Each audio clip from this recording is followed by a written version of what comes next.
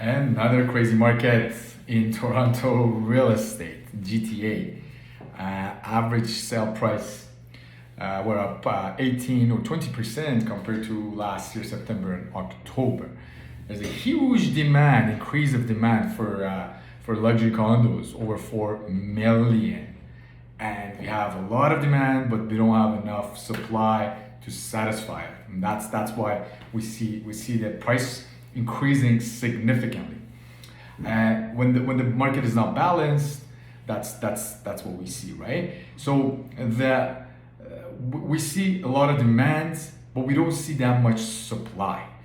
So let's take a look at the data from past 10 years in regards to Ontario's population growth in past 10 years, from 2011 to 2021, right? So from 2011 to 2016, in 5 years, the population growth was 600,000.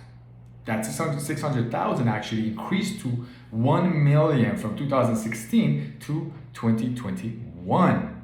So if we convert this and translate, let's say 2.5% per household, we need for this, in the past 5 years, for this 1 million population, we need around 400,000 new housing.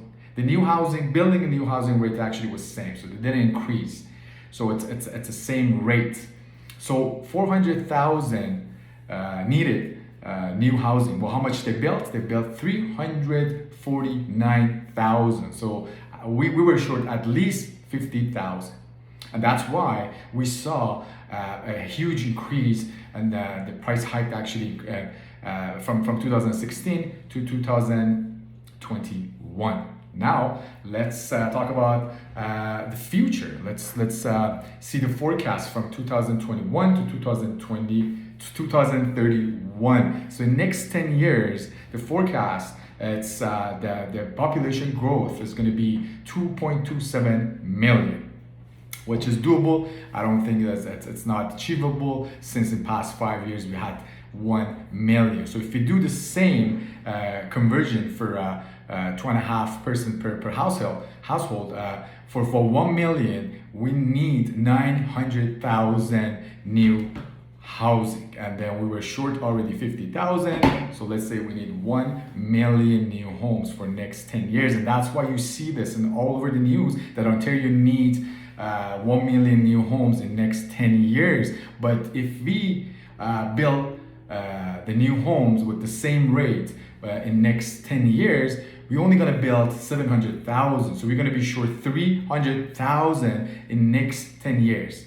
So if 50,000 shortage in past 5 years, the result was all these price increases, which was crazy. See what's gonna happen in next 10 years. And keep that in mind, from that 2.27 million, 1.2 actually were coming to GTA. So GTA is gonna get housing crisis. That's my opinion, and I think that's based on data and what's available to you and everyone.